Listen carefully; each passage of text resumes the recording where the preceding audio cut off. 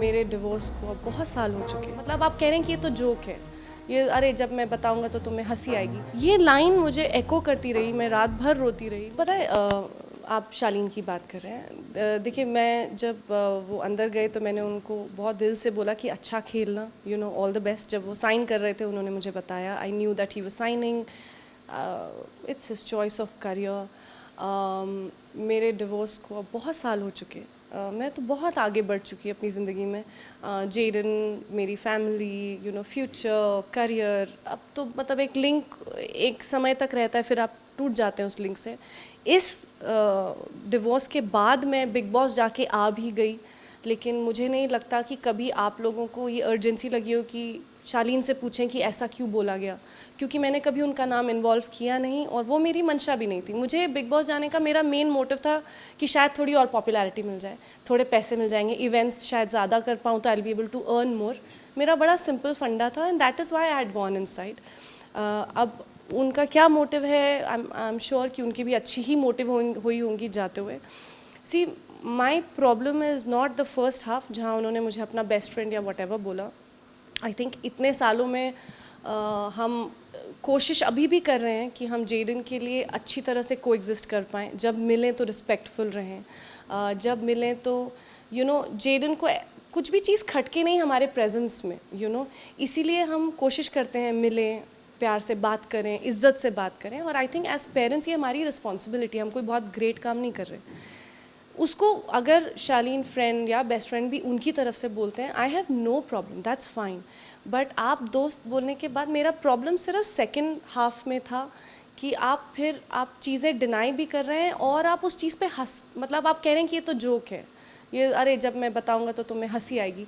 वो मैं नहीं हंस पाऊंगी ना, अपने ही लाइफ के ऊपर मैं हंस कैसे पाऊंगी। तो मुझे सिर्फ प्रॉब्लम बोलूं या शायद इमोशनल एक चीज़ ट्रिगर करती है इज़ दैट कि मुझे उनसे कोई शिकवा नहीं, मुझे उनसे कोई प्रॉब्लम नहीं। बहुत साल हो चुके, शायद आधी डिटेल्स अगर आप पूछेंगे मैं भूल भी चुकी हूँ, सच बात है, क्योंकि मैं अपनी ज़िंदगी में वाकई में बहुत बिज़ी हूँ, खुश हूँ, यू नो।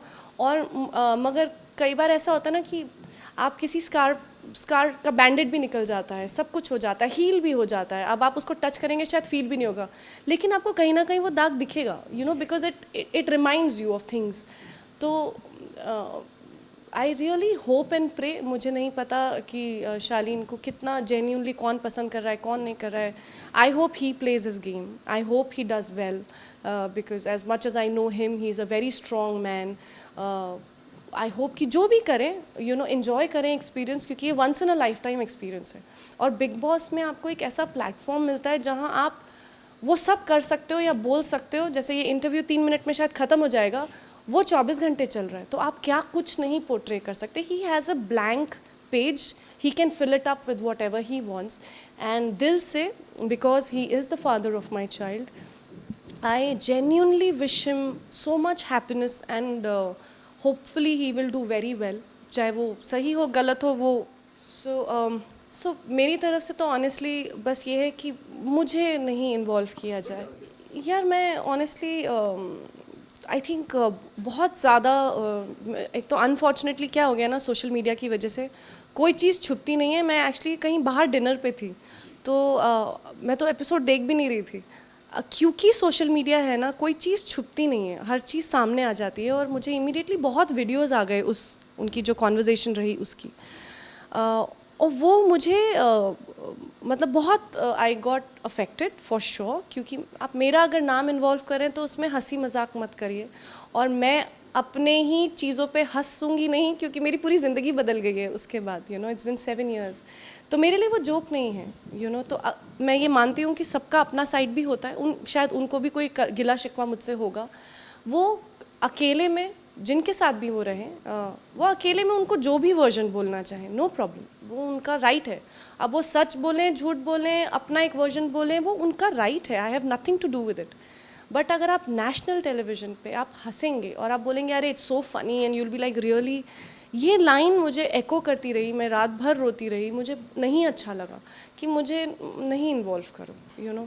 सो बस इतना ही है। बट जैसा मैंने कहा, बेस्ट फ्रेंड या फ्रेंड हम जो भी एक रिलेशनशिप में अभी हैं एक एमिकेबल जगह पे हैं जहाँ पे हम मिलते हैं 1 महीने में कभी 1 बार, कभी 2 बार, कभी 2 महीने में 1 बार। शालीन अगर मुझे फ़ोन करते हैं और बोलते हैं मुझे जेडन को मिलना है, मैं खुशी खुशी उनको मिलवाती हूँ क्योंकि जेडन के लिए ये बहुत ज़रूरी है फॉर नॉर्मल सी। तो ये मैं करती हूँ अपनी तरफ से।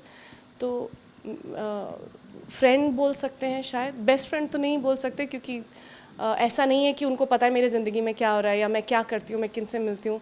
तो मेरे जो बेस्ट फ्रेंड्स हैं उनको सब पता है, वो कौन मेरे लाइफ में आते हैं, कौन जाते हैं, मैं क्या करती हूँ, मेरी तबीयत कब ख़राब होती है, कब नहीं होती है, उनको सब पता होता है। तो मेरे लिए बेस्ट फ्रेंड शायद, मैंने जैसे कहा शुरू में, बड़ा परिवार वाला है लॉजिक। मगर फ्रेंड शायद I appreciate that he calls me a friend. Yes, okay, we can be friends, we are friends. But I hope वो अपनी गेम खेलें जैसे भी कर रहे हैं, उनको जो करेक्ट लग रहा है। ही is a matured man, he is also touching 40, तो आई एम श्योर